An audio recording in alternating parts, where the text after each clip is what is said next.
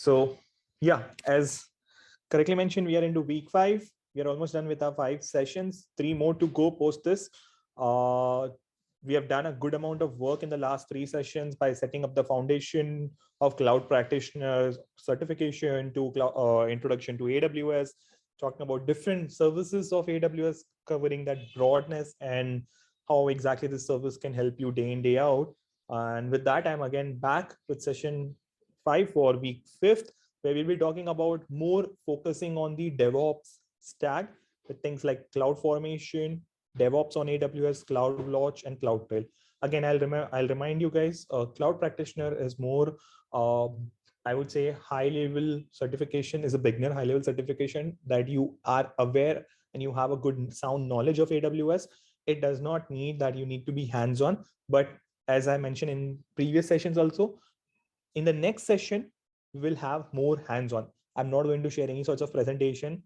I'll have only AWS console on my screen and we'll go through the different labs as per which is required to gain more expertise outside the certification track. So upcoming session is not going to be like a required session for certification as such, but I do want to give you some hands-on expertise, and that's what we'll be focusing in the next session. So please do join. With that, let me kickstart today's session. So you know about me, been spent 5 weeks together. So I'm a lead architect of AWS at Quantify and an AWS APN Ambassador. I do love and try to motivate people to opt for certification, try to build expertise hands-on along with certification. That's what I always look forward. Along with that, I'm really passionate to do different POCs, research, publish blogs, and even write a couple of APN blogs. That's what I do in my free time when I'm not working as an architect at Quantify. That's what I do for community and for myself to share my knowledge and expertise across the floor, across different people and communities. So that's about myself. Today's session, as we spoke in the first slide, first we will recap quickly what we have learned in the previous session, which was session 4. Then we'll talk about CloudFormation, DevOps on AWS, CloudWatch, and Cloud Trail. This all, if I summarize it, this entire session will be purely focusing on DevOps, like how exactly people build any application, any platform on the cloud, how they scale it, and how they can take it to production, if I put it out in a very simple term. That's what we will be focusing in today's session very heavily. Again, this is going to be a very interesting session. And I would say the trend in the market, when any job which you look forward, you will see a word called as DevOps. So this is what we will be talking about very heavily. If you have any questions, any queries, don't hesitate. Please put it in the chat. I'll be happy to answer any of your questions. And again, if you have any career related questions, we'll for sure take it at the end of the session. So first, recap of the last session. I'll quickly go through the recaps of it. In the last session, we understood what exactly in IAM, and at a very high level, the IAM has got split into 2 parts. One is identity, one is the permissions. Identities are different entities which assume the roles, like user, group of users, AWS services. Those are, I would say, 3. And then credentials are like short-lived credentials, but on a high level, user groups and roles, they assume a policy, and that policy is nothing but a boundary or the permission which you define what you can do in what resource. And then you can make it more robust by defining condition and all. But that's exactly what we understood in the last session. And again, it's always good that you have group and you assign a policy to a group level rather than a user level. So that's what we understood in the last session. Also, we understood very detailed flow, like how exactly the policy, which is defined in a JSON format, gets evaluated by IAM. Starting from the left side, always, as I mentioned, by default, AWS works on a principle of least privilege access. So it's always start from deny, everything no. Then as and when you start slowly working, start giving the defined permission, it start evaluating it. What different services, is it explicit deny? Then again, no. If it is explicit, if it is not a deny, then what different permissions have been given? Accordingly, they allow.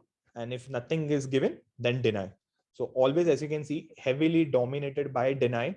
And we also understood that if there is a kind of inheritance that's happening, like a person is part of 2 groups, then again, the deny will take a high precedency on allow. So for an example, which I gave in the last session, if a person is part of auditing group and a part of developer group, let's say in developer group, person is not allowed to launch EC2 instance. So deny service will execute, will get evaluated first, and he will not be given the permission to launch EC2, even though the developer team or the developer role allowed to do that. So do ensure that first, you always work on the least privilege principle. And two, if you see that kind of conflict coming, that you've given the role, still it is not working, do ensure if you have any deny in that. Then we saw IAM security tools like AWS on the console itself have provided other tools, features you can think of, which help you to analyze who used the last usage, how exactly it was used, what is a credential report if you need from auditing perspective, or if you want to deep dive, like how exactly, who changed the password, access key, when it was rotated or not. Those kinds of detailed features AWS themselves promote as a part of their console itself. And we also understood the guidelines and best practices, like as I mentioned, couple of them, enable MFA, lock the root account, don't use the access key of root account, rotate your credentials. Always ensure that you try to minimize the use of access key, secret key, have MFA in it. Those are the different kinds of best practices, I would say. And again, this are not, I would put it out, these are the strong recommendation from AWS, which you should heavily do it.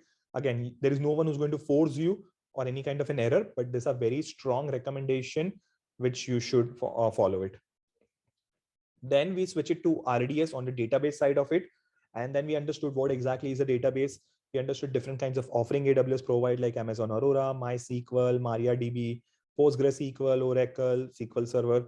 Those are the different database you would have worked in the past. For sure, Postgres, SQL Server, and Oracle, these are the very common, and even MySQL are the common one. So those are the same engine with even AWS provides. Again, as we discussed in the last session also, when you can also host this database on the cloud, not just on the on-prem, for sure you can do it, but even on the cloud, you can host it, not using RDS via you deploying on EC2 instance. Again, the pitfall of that particular approach is you have to manage the EC2, you have to ensure it scales, you have to ensure it is patched. So those kinds of different issue you see when it comes to running an database on an EC2 instance. Whereas when it comes to RDS, AWS takes care of everything. You don't have to worry about, okay, whether my OS of the database server is patched, or did they have installed any antivirus. Those kinds of stuff AWS themselves take care. You just know what kind of database engine you need, what are the security group you need to open, what are who are the different users they are allowed to use. Those are the different configuration level details you need to have. Infra level is taken care by AWS. And then we understood what is exactly Aurora. Aurora is like an 5x better and faster performance to MySQL and 3x to Postgres, what they have developed and incubate the internal database on, which offers MySQL and Postgres in an optimal way, improved performance, and at a lower cost. So those are the different things Amazon Aurora provide on the base RDS. We also saw Amazon Aurora serverless. Now, no one can imagine providing database as a serverless, right? So AWS is also giving an offering of Amazon Aurora serverless, where they ensure that the database scales and is available as and when you need. So you don't have to worry about how you're going to scale the database and all. Then again, we also understood Aurora Global. If you have any sorts of an application which needs to be available across the globe, so with minimum latency, how you can have the data available to your nearest region. But again, in that given case, do remember the writing node will always be one, which is in the primary region.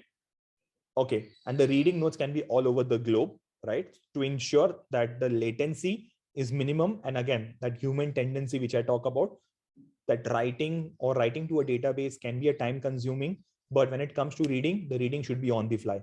That's a human tendency of it is, and that's what they have introduced based on that Aurora Global.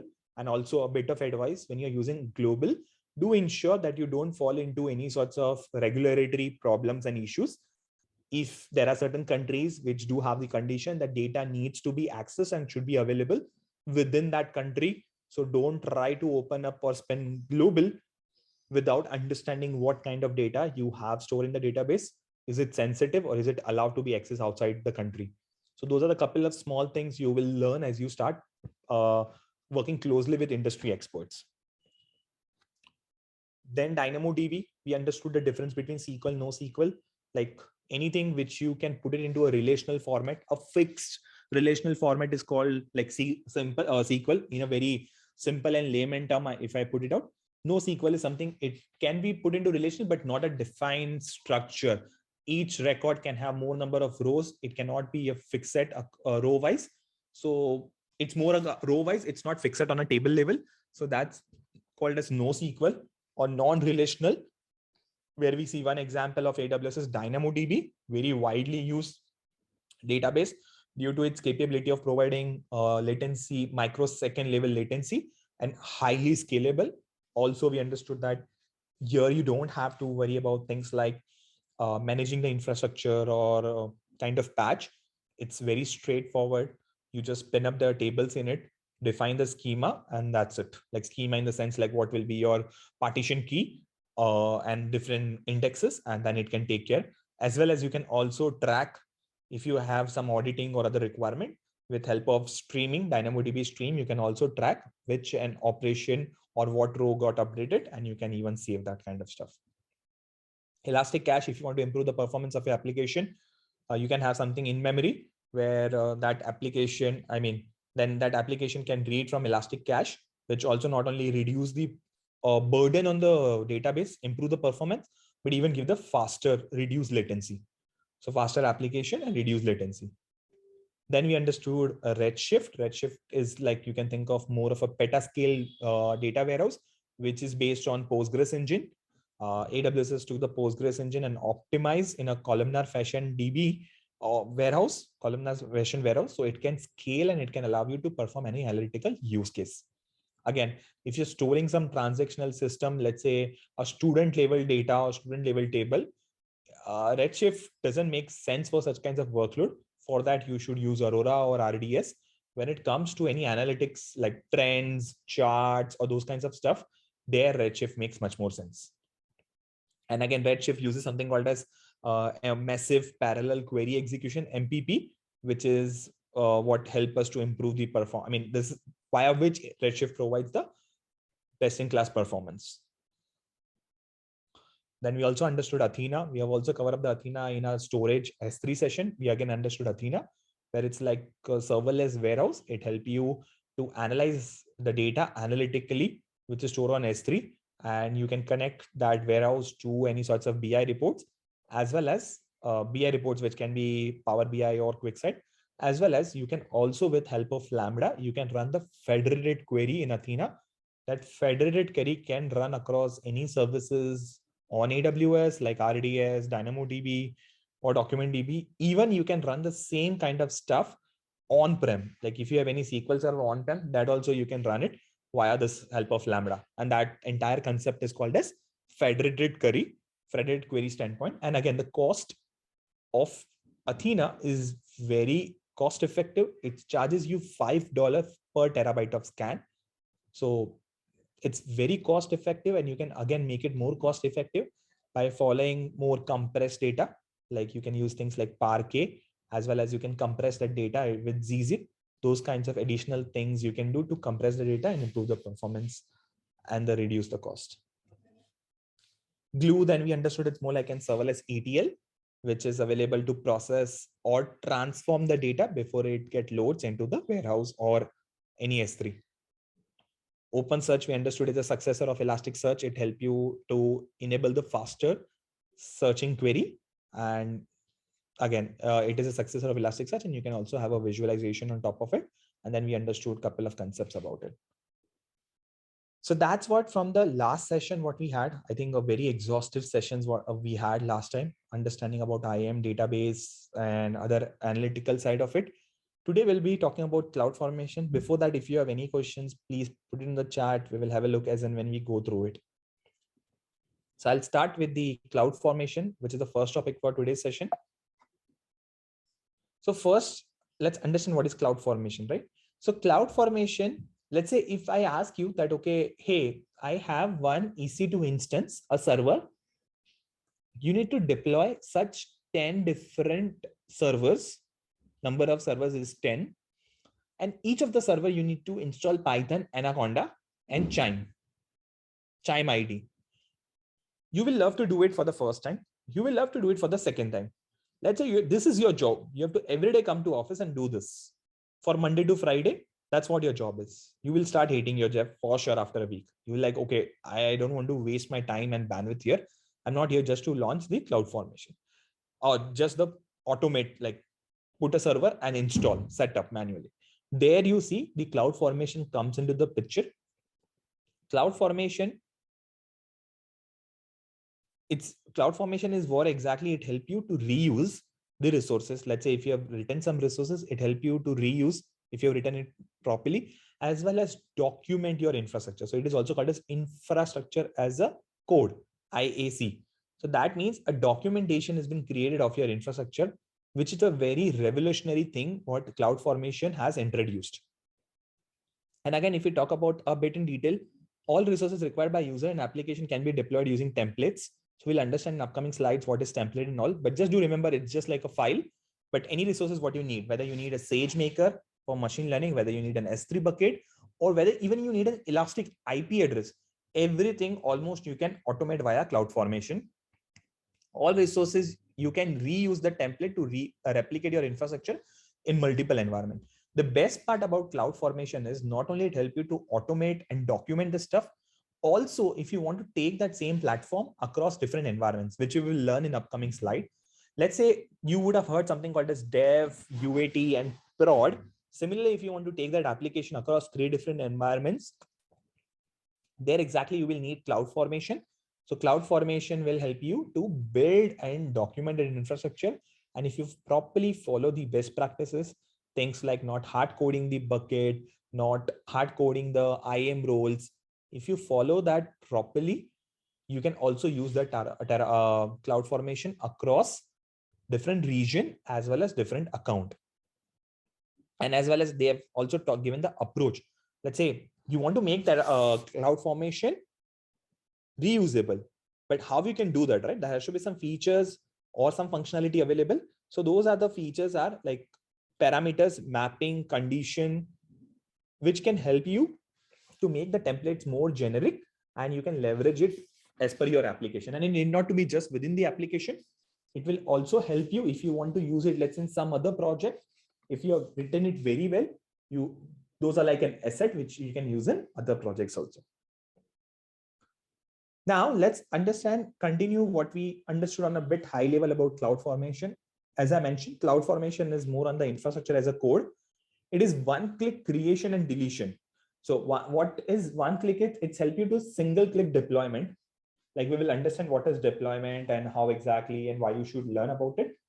But it's like a single click that, okay, you launch, let's say you have 20 different servers, as I was saying the previous example, and each server you need to set up Python and you need to set up Anaconda and PyCharm, let's say. So there, if you have a proper CloudFormation developed, whatever it is 20, it is 200, you just have to deploy one single template and that template will take care of everything. So that means one single click creation. And similarly, with one single click, you can even destroy it. You don't need to go manually and delete it. CloudFormation can help. Declarative in nature. As I mentioned, it's infrastructure as a code. So similarly, how you can define your code, you can define your infrastructure. So it is declarative in language. That means if you need to launch a Lambda, you define a blog. What is the name of the Lambda? What is the property of the Lambda? Is Lambda integrating with S3 or not? So complete entire detail what you get of a resource, which makes it more declarative in nature. You can do code versioning. And at the last, it supports both YAML and JSON.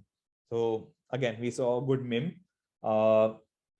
Where whatever you're comfortable with, whether you're comfortable with JSON, you're comfortable with YAML, CloudFormation do supports both. And then let's understand quickly what exactly is the structure or the construct of the CloudFormation is. Again, if I talk about CloudFormation, there are 3 big blocks you can think of. One is the physical file. One is the actual file, okay? The file which is in your machine, which you have written in a form of a JSON or YAML to automate. Second, you have the CloudFormation as a service, which will take that template, execute that template, and perform the action which is mentioned in the template.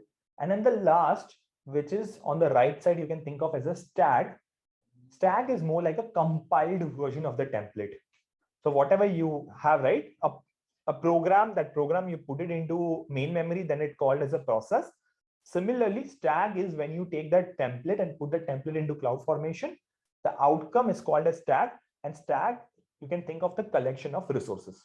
Whatever the resources you define in CloudFormation, that under one umbrella is being stored and maintained and collated is called as a stag. Now, template, as I mentioned, is more like a declarative file, or like how you have your Python file, your Java file, any programming file. Similarly, template is more like a file where you define the infrastructure. Now, in order to define the infrastructure, for sure, you will need certain methods, certain options, certain scripts to take care. So here is what we are going to understand how its structure look like. What are its constructs? So for example, first starting with template structure, metadata. So metadata, always the simple generic definition is data about data. Similarly, if you need some information about template, like things like what this template is doing.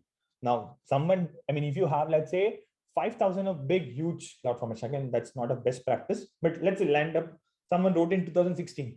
So you're not going to sit down and go line by line of all 5,000.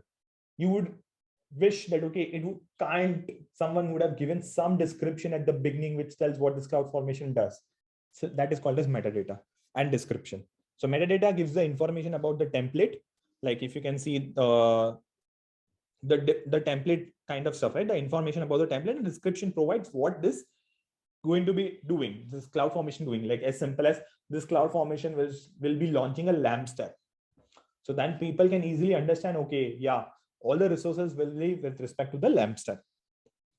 Then you see the parameters, mapping, and condition. This 3 PMC, this is a very important thing, parameters, mapping, and condition. This helps you to make your templates more generic in nature. How exactly that can make generic in nature, we'll see in upcoming session when we'll do hands-on. But for your understanding, parameters are like you have a function, and that whatever the value you pass in function, that action will be taken care by function. Similarly, let's say you want to launch a kind of an EC2 instance. Now that EC2 instance you want to launch today T2 micro, tomorrow it can be M4 large, the next day it can be M5 large. Now, if you hard code T2 micro, again, you can hard code it, then you will be stuck. You have to go back and replace your make the edit in the CloudFormation, test it, and then you can do it. But if I tell you that, okay, no, you don't have to test it. You can be safe. You don't even have to make any changes in the CloudFormation. Just when you're running the CloudFormation, provide the right sets of variable. So that variable is enabled with help of parameter. When you define parameters, that time only you can pass on the variable at the runtime.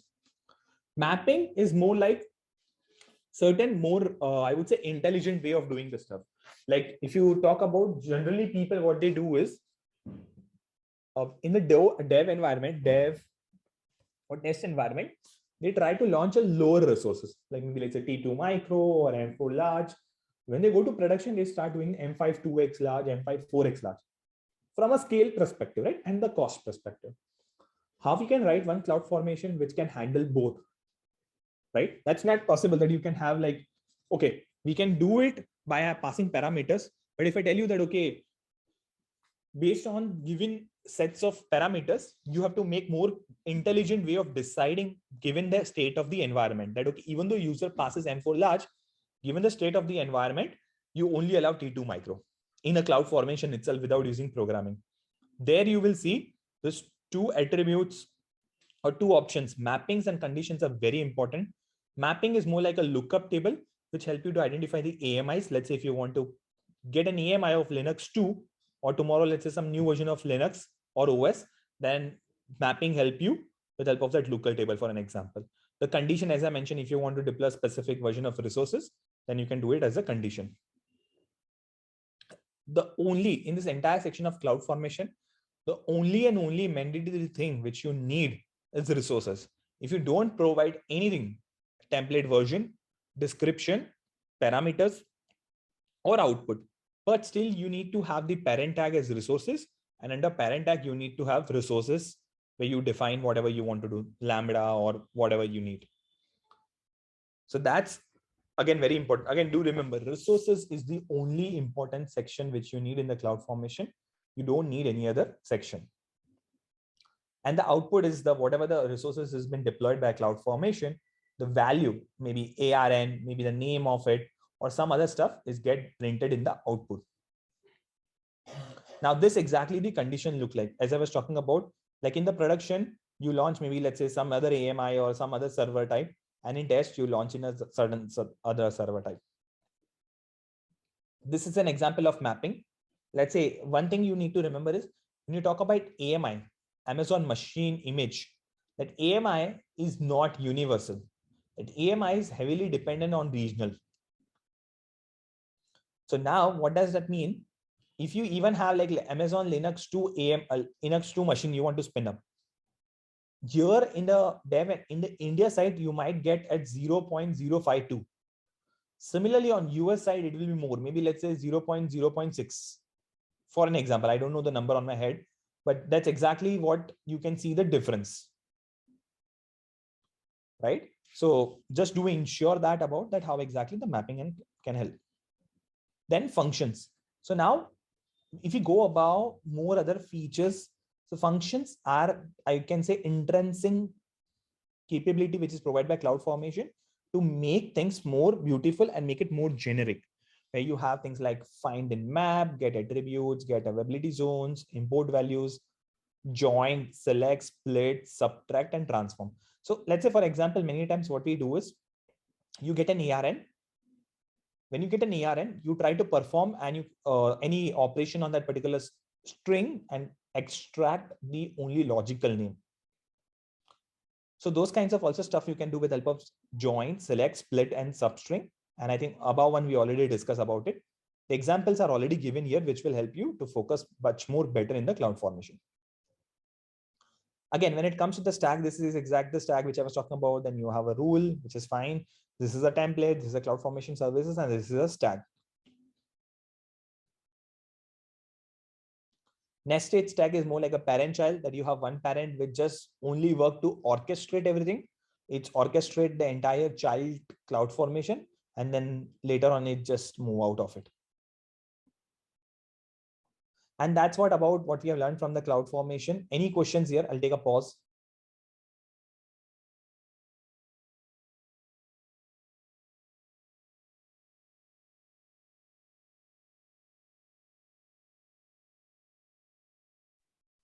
I assume there are no questions. With that, I'll move to the next section. DevOps on AWS. As I said, any job which you pick up as of today, DevOps is the core and fundamental part of it.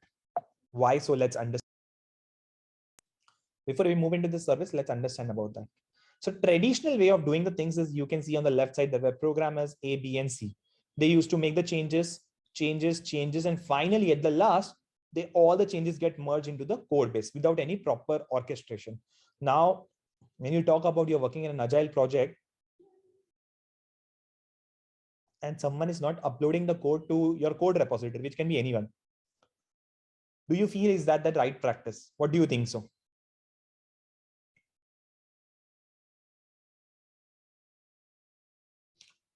Sure. I think there is one question about, I have a question about relation between Terraform and CloudFormation. I'll take it up in a minute.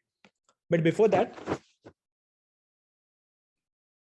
tell me, like everyone as a developer, you're working, let's say, for months and months, and you are not going to deliver your changes into the code repository, and at the last you will do it. Do you feel is that's a feasible practice? Please put it in the chat if it is. What do you think so? Is it a feasible practice that you don't deliver the changes into the big bucket or any sort of code repository and do it in one go at the last, maybe after a month, after 2 months or 4 months? Correct. Right, Tanveer? It's not, right?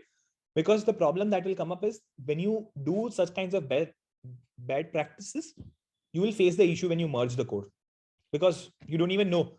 Let's say, for example, I was working in a feature, someone already overwritten that feature. And when you just merge everything in one shot, you will see all those issues coming out, which will make the merge process more and more complicated. And either you might miss a functionality or you will make some errors around it, which erroneous code will get deployed. That was a traditional way of looking around the stuff. And the different challenges which you see is with that kind of DevOps is building and maintaining the servers. If I talk about on-prem, you have to build, really you have to deploy something physically. No environment management, slow deployments, no shared ownership, no proper configuration management. Deployments are a blocker, production downtime, hacking, and security threats. Now you can understand all of this as like a pain point of the DevOps in a traditional world. So I'll tell you, this is exactly what people generally face when they talk about DevOps on on-prem. This is the stuff, or these are the 8 blocks where they face a lots of issues. Just think of this meme, live without DevOps. You're working in a dev environment, but when it comes to the production, it's not working. It just failed miserably. And you're going in production environment and you're fixing that out. Would you love to do that? Is it a best practice to do such kinds of setup that you first build something and you deploy it without proper testing and proper release cycle and proper feedback? You go and deploy it, and then in production, you go and manually go and fix it. No, not at all. It's not even a best practices. That's how you should not do and look forward. This is how the traditional life cycle you can think of, that you build, test, debug, deploy, monitor.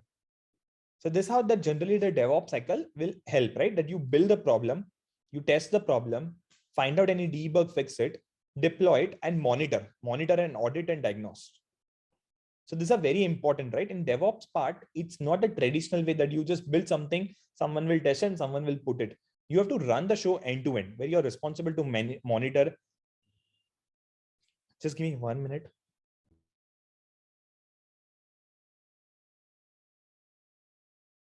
So where you're responsible to run it end to end. Like for example, you monitor it, you audit like how exactly the application is performing. You diagnose what are the problems, fine tune it, take a feedback, analyze and edit. So there are different ways DevOps do it. And again, the biggest difference between DevOps and you can think of DevOps is heavily used in agile framework to make it fast and optimized. Whereas if you talk about the previous other models are very traditional in the market. So those how DevOps works, that you build, test, debug, deploy, monitor the changes or monitor the application, audit the application, diagnose if there are any errors, fine tune it, take the feedback, analyze and edit. So this is the cycle which you generally use when it comes to DevOps. Business impact by implementing DevOps. So first, the very basic, I would say impact is improve build qualities.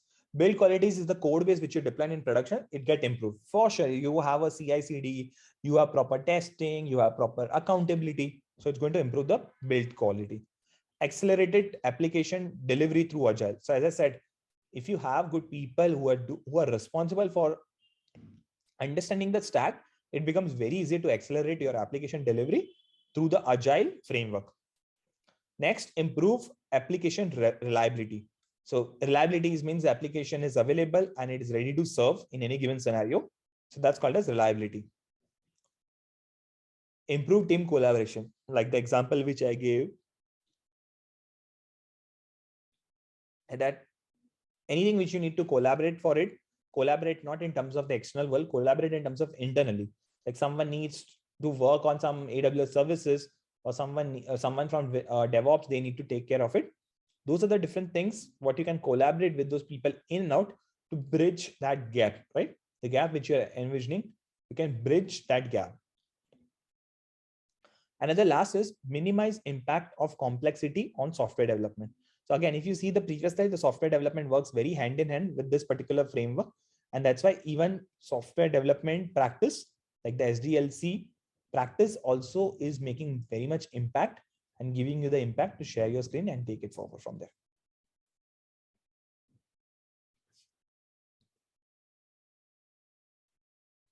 Next, CI/CD overview.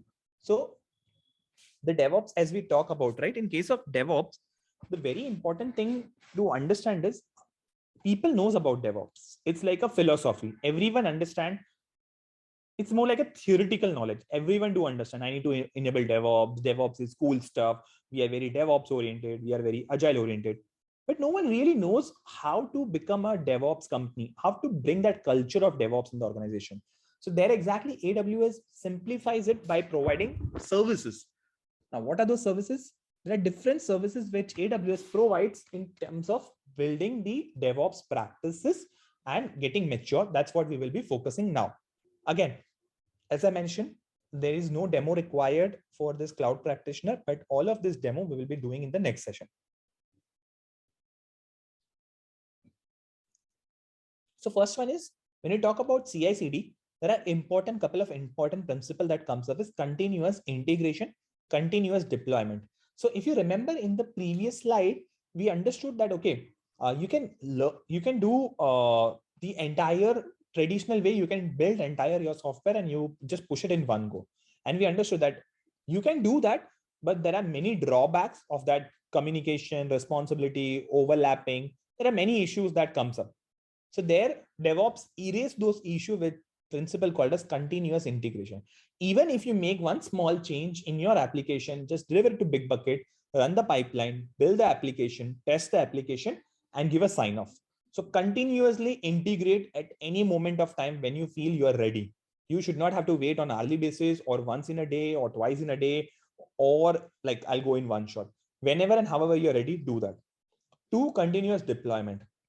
Continuous deployment also promotes us. It just not mean that, okay, you keep testing and have it ready and sitting on top of it, but you also continuously go and release in the production. Go make deployment in production, have the change thoroughly tested and all. All those things will come into the play and you will get that automated, I would say automated way of deploying continuously when you have proper sense of accountability, when you have proper testing in the pipeline, where you're pretty sure the test cases are written are very good quality and people are very accountable that they know what they have written. So there you will see continuous deployment also makes sense. And the benefits are small and frequent code changes, faster release, easily rollback, increased team transparency and accountability. So which is what I just mentioned in the above points. And here are the entire different stack or different services what Amazon provides or offers: code commit, code build, code deploy, and code pipeline. The code commit can be as simple as something like GitHub. Code build is entire kind of offering which AWS provide when it comes to building the code, like packaging the code into, you package the Java code into jar file, or let's say PYC, Python file to PYC, those kinds of stuff. Code deploy, as the name suggests, deployment, and code pipeline is the entire pipeline that takes the code from code commit, put it, execute, build via code build, and then you deploy via code deploy. So this is exactly the overview of code commit. A code commit is exactly simple pay-as-you-go kind of a model, how you have the GitHub on the user level, and it provides other good features and benefits like encryption, IAM, access via IAM, unlimited resources, access and easy accesses and integration, notification when it comes to the custom scripts. Like anything what you can do in your on-prem side of the stuff, like if we talk about any other stuff like GitHub or any kind of thing, same what you can do here. The benefits are it's fully managed. Same is the GitHub, but GitHub also provides the on-prem version of it. In case of code commit, it's on the cloud and it's fully managed by AWS. It is secured because it handles things like encryption, IAM-based access and all. So it is secured, highly available and durability because it's a managed offering from AWS. Collaboration on code, you can do things like peer, you can have like a proper review process. Based on review, you can run the pipeline and all. So those collaboration, faster development, and use your existing tools. Existing tools, that means let's say you're using Sublime, you're using PyCharm, you're using any sorts of editor. You can continue using the same editor. You don't have to worry about it. So that's about the code commit.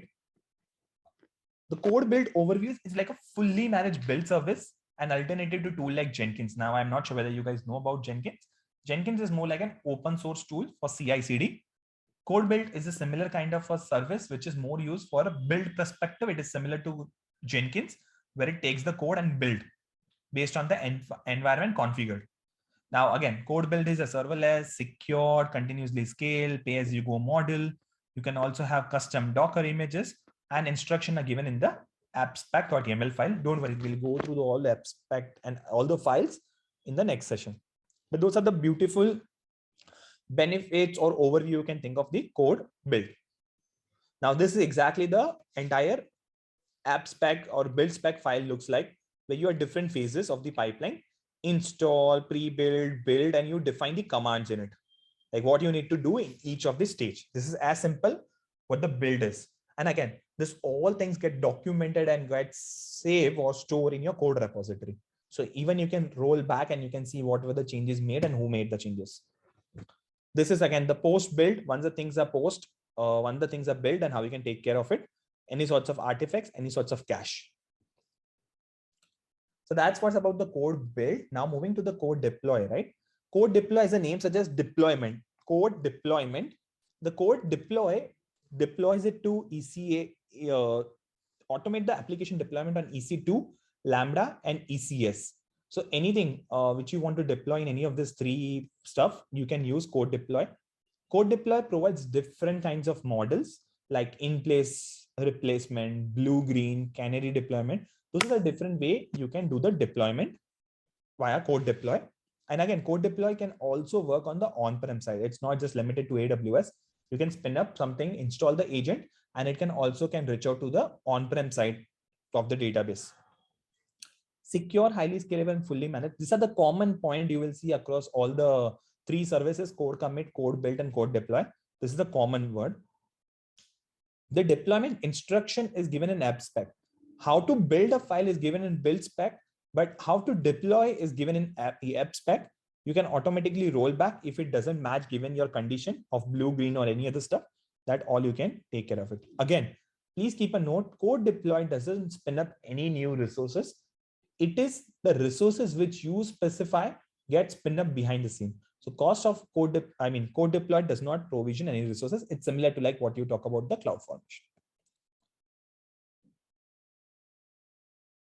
So first of all, you need to ensure that, okay, when it comes to the couple of things, when you're working about the code deploy, this is the common things what we have seen. Install code deploy agent on EC2 install on on-prem, right? So most of the people, when they work, they always say that it's not working, it's giving an error, I don't know what I have done. So yeah, the couple of issues or couple of things what you see, that first ensure that your code build agent, you need to download that agent and install. That agent is accessible and available and running state in all the servers. 2, code deploy sends abspec.yaml file to each of the machines. Machine deploys the application based on the instruction written in abspec file. Code deploy agent reports success or failure of deployment. So this is how the code deploy works. As I said in the previous slide also, the deployment type. There are 2 types on a high level deployments are in-place replacement, in-place deployment, and blue-green. In-place deployment is they do it there and there itself without worrying a lot. The problem is it may introduce couple of minutes, few minutes of downtime. Whereas blue-green is a very good way of looking is that you launch the new version of the platform, let that version of the platform get thoroughly tested, you get the feedback. Once you have the proper feedback, then only you switch. And then you can destroy the old platform, or you can keep it, but then only you can switch after the testing has been done. And again, the worst case scenario, if something fails during the testing, you can easily roll back to the previous version, which is up and live running. So those are 2 deployment. Again, if you're doing any higher associate level certification, these are the things which you will expect to understand in and out. So again, if you have any other questions, please post it on the chat. This is how the entire app spec looks like. And this sections are fixed section. You can't rename them like before install, after install, application start, application stop. This couple of sections may be an optional, but again, the section name needs to be fixed. And then you provide the location, the timeout, and the way which user it needs to run. So this is how the flow, if you see on the right hand side, without classical load balancer and deployment group, this is how it used to work. Like in a very simple flow kind of a stuff. With classical load balancer and the deployment group, this is how things work in a very stagger mode to ensure that it has a proper things cover up in terms of the scale, performance, and the security. And that's what you have on the left side, the abspec.yaml file structure. Now, when it comes to code pipeline, as I mentioned, code pipeline is more like an orchestration layer you can think of, which works in code commit, code deploy, and even CloudFormation. It will just help to build the entire DevOps stack, and code pipeline you can think of more like a backbone or the orchestration around that.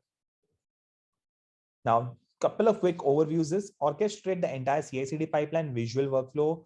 It has multiple stage, manual approval, support cross account and cross region deployment. And at the last, the pricing is $1 per pipeline. So that is very cost effective. We can't even think about that is going to charge us anywhere. So this is how the code pipeline works, that you have a source, then you have a build, you have a deploy. The source puts the code into pipeline. The pipeline, into the S3 bucket. The pipeline takes from S3 bucket and build with help of build, and then finally save it, and then which get deployed to S3. So that's about what we had on DevOps on AWS, a very exhaustive topic.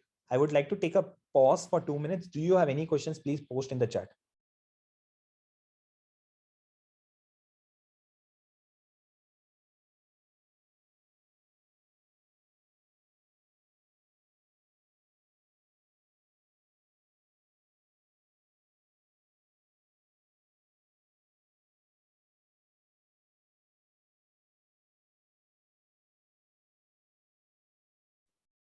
Okay, I think it's pretty clear.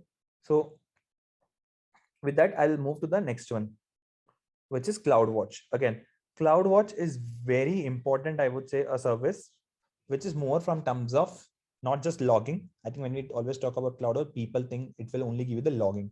No, it's not just logging. It can help you with alarms. It can help you with metrics. It can help you to do lots of other stuff. So let's understand that. So CloudWatch, why logging is so important?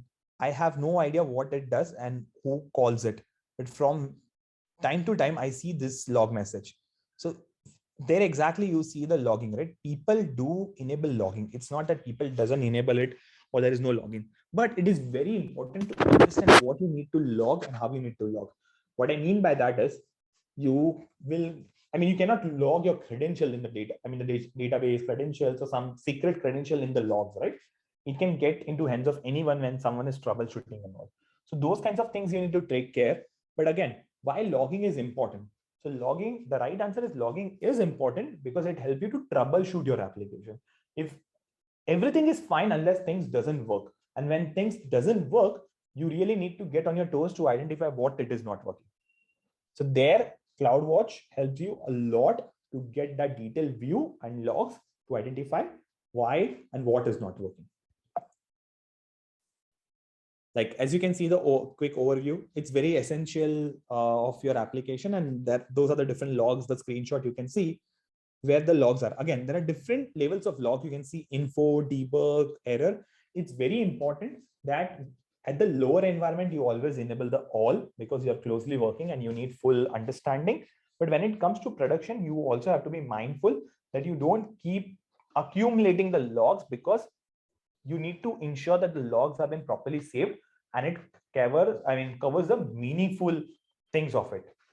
No, if you just print the logs, which is just the system out in Java, you will see that entire logs get piled up with the comments, which is not exactly required. So when you're building an application, it is very important that you use the different levels of logging. Then when it comes to logging in the production, we can't debug issue without proper log files, as they becomes the only source of information. Each service has one log group. Logs can be queried. Application specific alarms can be created. CloudWatch agent for the application logs, and logs can be encrypted using KMS. So those are the different overview or features you can see when it comes to the CloudWatch. Like in the production environment, we can debug the issues. No one can give you the production environment. If someone tells you that, okay, hey, there is something which is not working as expected, this is how people tell you the problem statement. Hey, there is something which is not working out in production. I don't know what is not working out, and I don't know why it is not working out. Now, you don't even have an access to the production environment. You just only have the logs. If you don't use the proper log living, how are you going to debug it? What is your hypothesis? No idea, right? There exactly, the logs help you. Again, there are other advantages, I would say, of log is application specific. You can create the alarms. Let's say if the CPU utilization of EC2 goes beyond, you can also encrypt the log using KMS. If there is any sensitive logs, you can also encrypt that. So that's about overview. Again, metrics. Metrics are very important. Metrics are like, you can think of like a data point. Metrics are like two sets of data points, which is there. Now, it can be very simple, like a EC2 instance we spoke about in the last session, right? Auto scaling. So auto scaling also depends on the CloudWatch metrics. Like any sorts of things which you need, Depends on the metrics. Maybe let's say you want to, general scenario, you want to increase the size of your instance. So you cannot go in your company and say, I want to increase the size of instance because I want to do it. They will ask you what data point, can you prove us? Why do you need to increase it? What is the reason around it? There exactly you will see this CloudWatch can help you a lot to look forward and define those data points, which is giving you the exact thing what these people are asking you to do. Or if you need, let's say, for example, once in a night, your infrastructure got scaled tremendously. Neither you expected any business load, nor do you have any idea. Now you need to justify whether that was an attack or whether there was a legitimate use. So those kinds of things you can capture and you can do it with the CloudWatch metrics.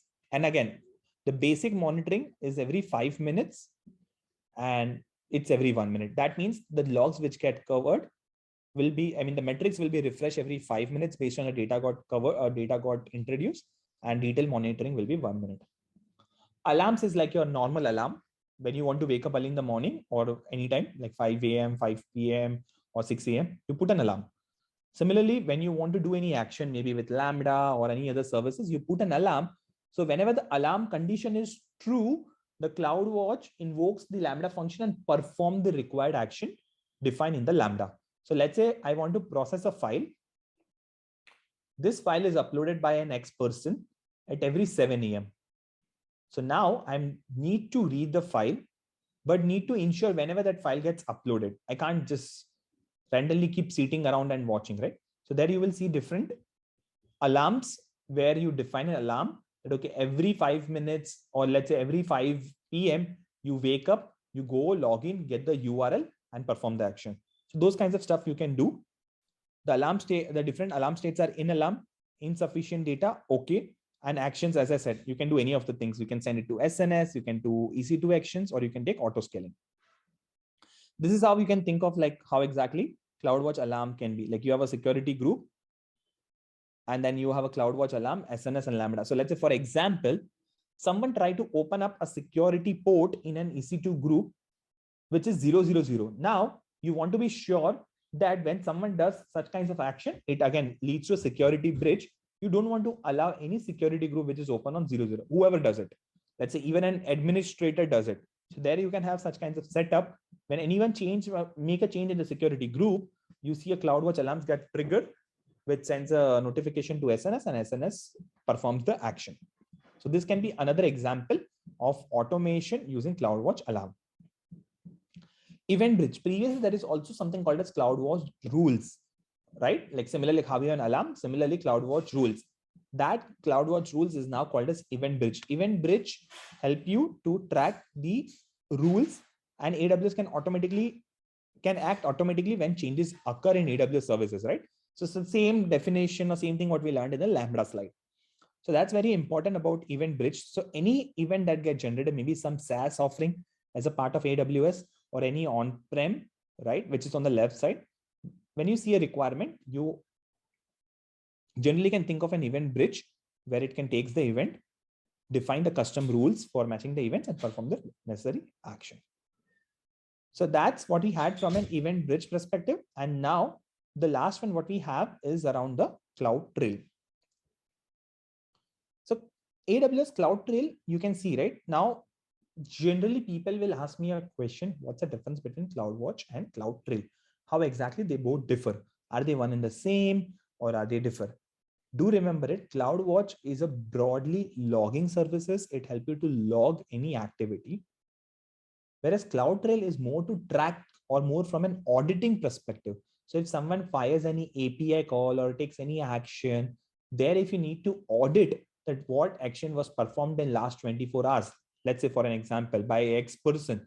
So those kinds of things you can do via Cloud Trail, where Cloud Trail can help you to track all the APIs that are fired by that person. Like for example, here you can see this is a type as I am user and username is Bob. And that's how you can do. What was the API call? What resources were act upon on it? So you can see what exact API call was fired by this person and what resources were impacted from it. And where was the API call made from? So there you can also see in this particular Cloud Trail JSON, it gives you more details about like the time and as well as which region and what is a source API.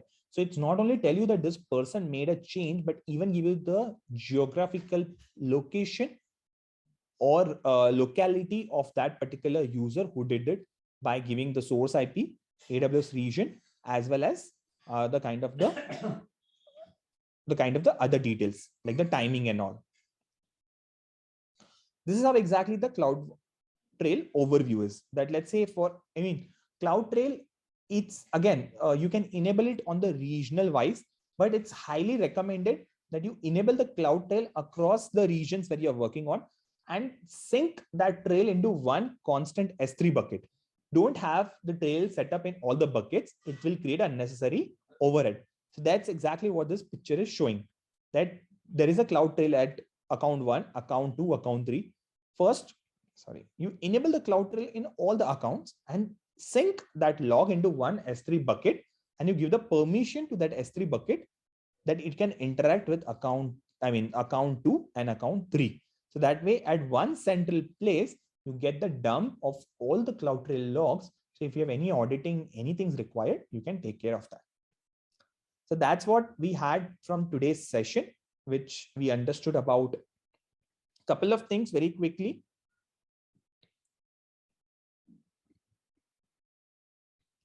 Starting from, we did a recap about IAM user, evaluation, IAM security, credential. We did guidance and best practices, guidelines and best practices. We also understood RDS. And this all points we have covered in the previous session: Aurora, Aurora Serverless, Aurora Global, Dynamodb, Elastic Cache, Redshift, the warehouse offering, Athena, Glue, OpenSearch. And then we went to the today's session where we understood about what exactly is the CloudFormation, why people is using CloudFormation, what are the overview of CloudFormation, what are the template structure of CloudFormation, the condition mapping, the different functions which CloudFormation provide, as well as stack, nested stack, how we can have parent-child relationship, then DevOps, like how things used to work in a previous way. What are the challenges you have seen when people doesn't follow DevOps on AWS? Like everything works fine in dev, but when it goes to production, it's a problem. Maybe let's say you hard coded some access key, secret key, or let's say the region is different, so you hard coded the AMI. Those are the small stuff which you keep making the mistake when you don't have proper DevOps or proper documentation. And then this is what happens. As you can see, things works in dev, but it doesn't work in production. And then you have to go back in production and make a live change, which again is a big problem. This is how the DevOps lifecycle looked like, oriented with proper feedback and proper recommendation. If you talk about the previous way, the DevOps was a very simple way: build, test, and deploy.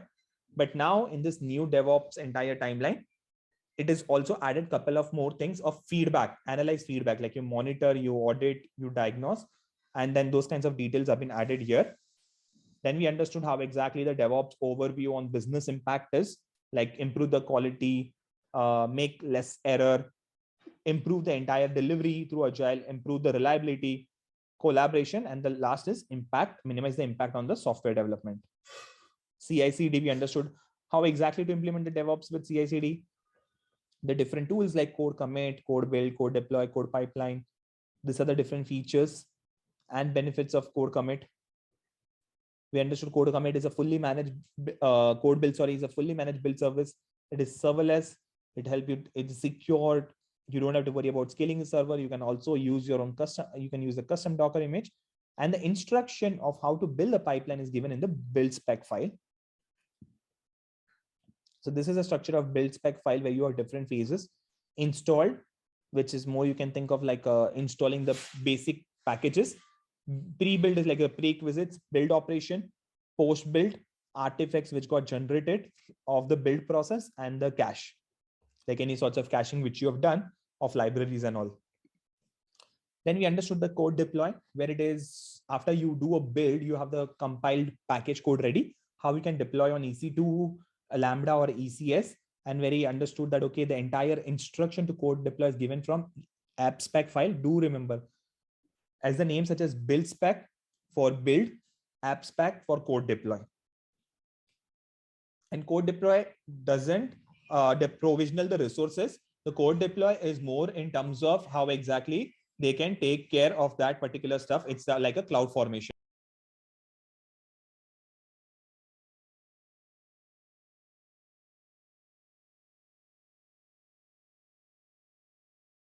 So that's exactly what we understood with the code deploy, like how exactly it works. And then we move towards working with code deploy, that you have to first install the code deploy agent on the EC2 or on-prem. It can also work on the on-prem side of it. And we, as I mentioned, AppSpec is a file via which you instruct to machine how to take care or what kind of different activity they need to do. And then code deploy generates the report and it's a success or failure. This is how we understood the deployment type, inbuilt and blue-green. Inbuilt is like you replace it there and there. So even if there is a failure, you will see some kind of performance degradation, whereas blue-green is a very safe way of making the changes or release. And this is the AppSpec file, the format, how exactly the structure look like of the AppSpec file, like you have before install, after install, application start and stop. And this is the flow of it. Code pipeline, the instructed way, I would say, the orchestration layer. These are the features, like it has orchestrated entire pipeline, visual workflow. You can take manual approval. You can also deploy support cross account, cross regional, and pricing wise, it is just $1 per pipeline. This is how the code pipeline works. Like if I talk about in detail, like you have a source, which it builds, stores in the build process, store into S3, and then you deploy it. Then we understood the entire CloudWatch. Logging is very important, and logging at the right logging level is also important, like info, debug, error. The log entire overview. Like in production, it's very difficult that if you don't have a logs, how you can troubleshoot and fix it. And then you can have specific alarms application wise based on the logs. If let's say, for example, you're constantly getting an error on an endpoint 400, so you can send an alarm to your support engineer to look into it. Those kinds of complex stuff also you can do. CloudWatch metrics, like you can collect the data at every 5 minutes and 1 minute. Like things like auto scaling and all those stuff is heavily rely on this metrics. Alarms are very important.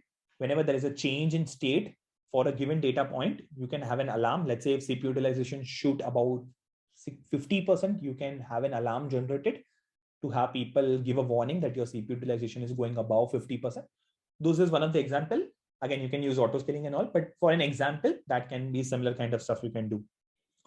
This is, as I mentioned, alarm. A different way of alarm can be someone try to open 000 in a security group, and to avoid security breach, you can take care, or you can have such kinds of alarm which can trigger Lambda, and Lambda can automatically remediate or patch that security group. We understood the event bridge. And then at the last, we understood the Cloud Trail, that if you want to really understand who fired the API, who's an IAM user, from which location it is, what action it is, then Cloud Trail is the exact thing. And CloudWatch is more from a logging and monitoring perspective, whereas Cloud Trail is more from an auditing perspective in terms of the APIs that has been fired, who fired it, and as I mentioned, from which other details. So don't get confused between CloudWatch and Cloud Trail. And again, the best practice of Cloud Trail, that you should enable Cloud Trail across all the regions and all accounts, but centralizedly store all the logs in one bucket and do ensure that account does not have everyone access, like you have only 1 or 2% accessing that stuff, because that way you can have that bucket, the logs get stored in that bucket, you can provide for auditing and other perspective. And that's what we covered in today's session. Now I'll open up for any questions and queries here.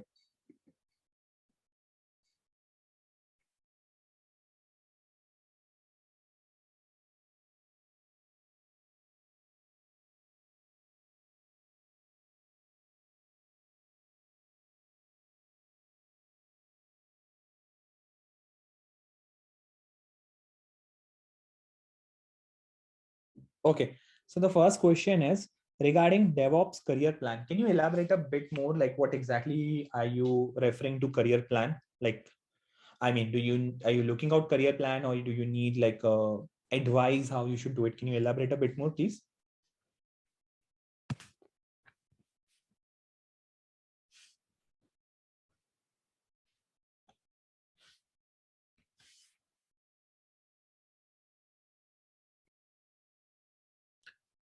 Uh, Tanvir, I think, can you elaborate your question again? What exactly you referring to regarding DevOps?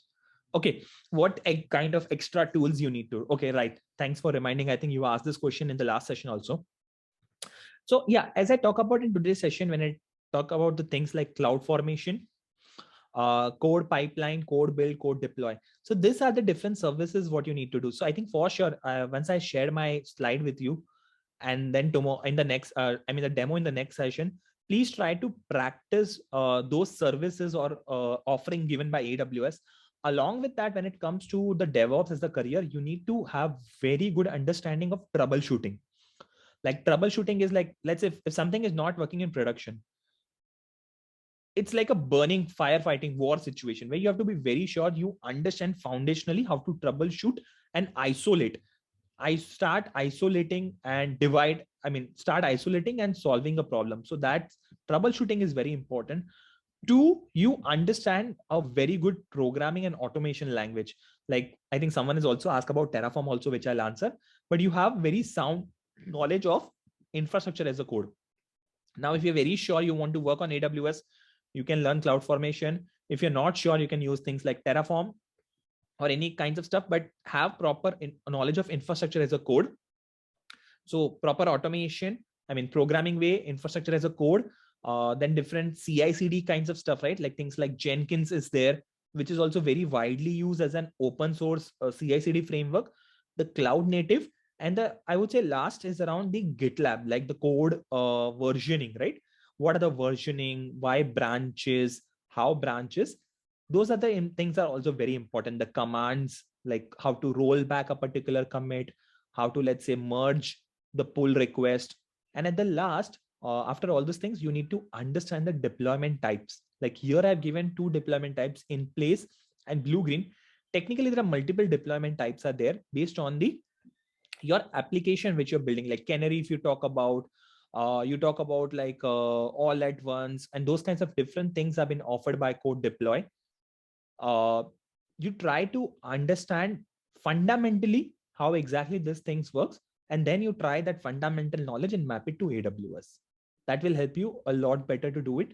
But outside AWS, I would say you should look forward for Jenkins, build good programming knowledge, Terraform, and then at the last, as I mentioned, you need to understand the different deployment types. Hope I answer your question.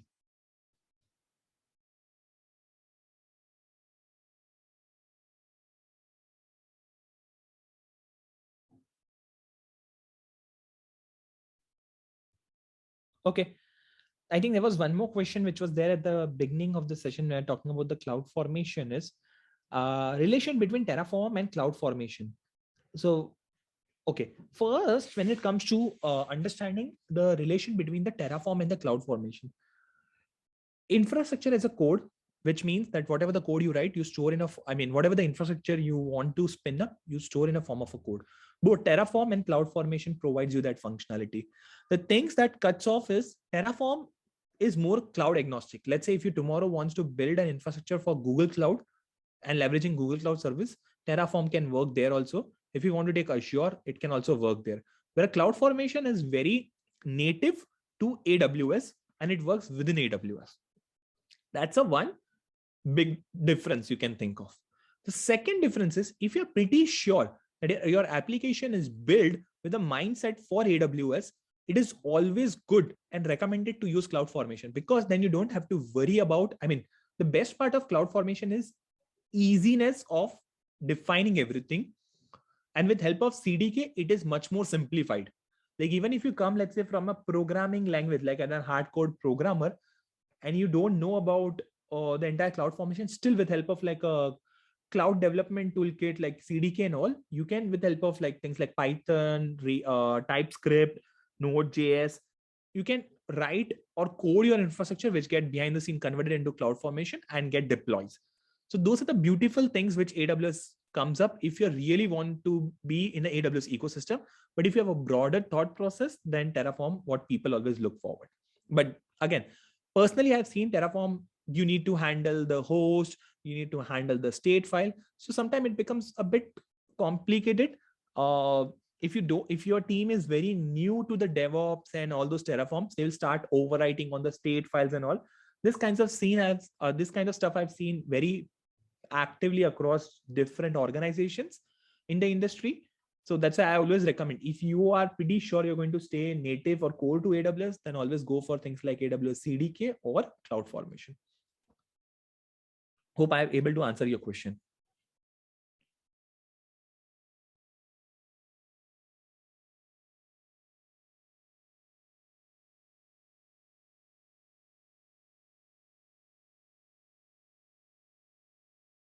Any other questions you have?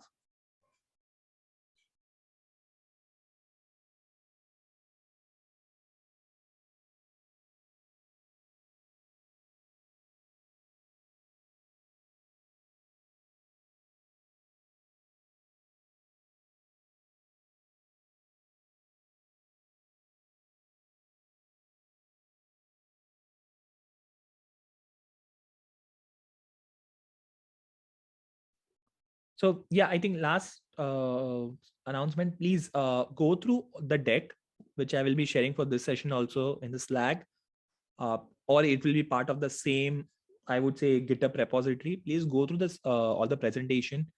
Be prepared, because next time we will be doing a hands-on session. This will be an interesting session, as well as before doing the session, your basics or whatever that we have covered so far needs to be very clear and you have proper understanding. So please do that. And don't hesitate, reach out to on the Slack, post a question on the Slack if you have any questions and queries. So that's all from my side. If we don't have any other questions, and if we are good, then we can wrap up the session. I'll wait for a few more minutes and let me know if you don't have any questions, then we are good for today. And I'll look forward for next session next week.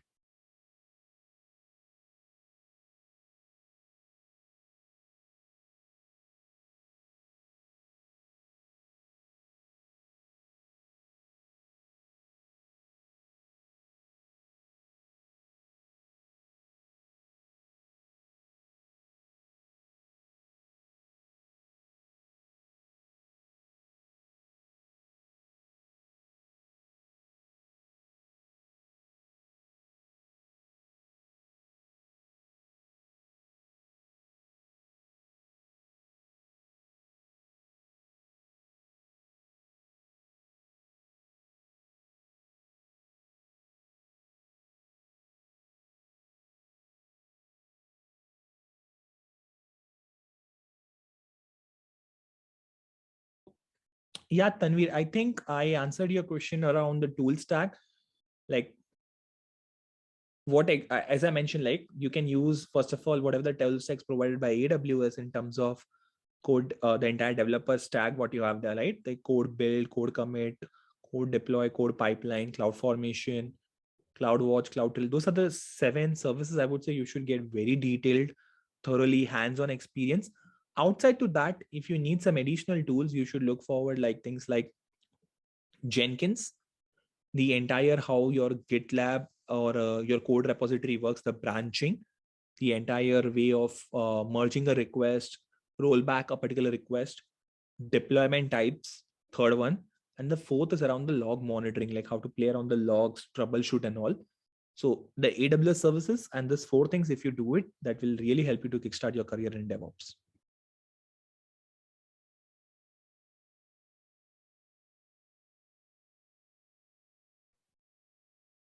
Cool. So any other questions, guys? If you have, please post in the chat.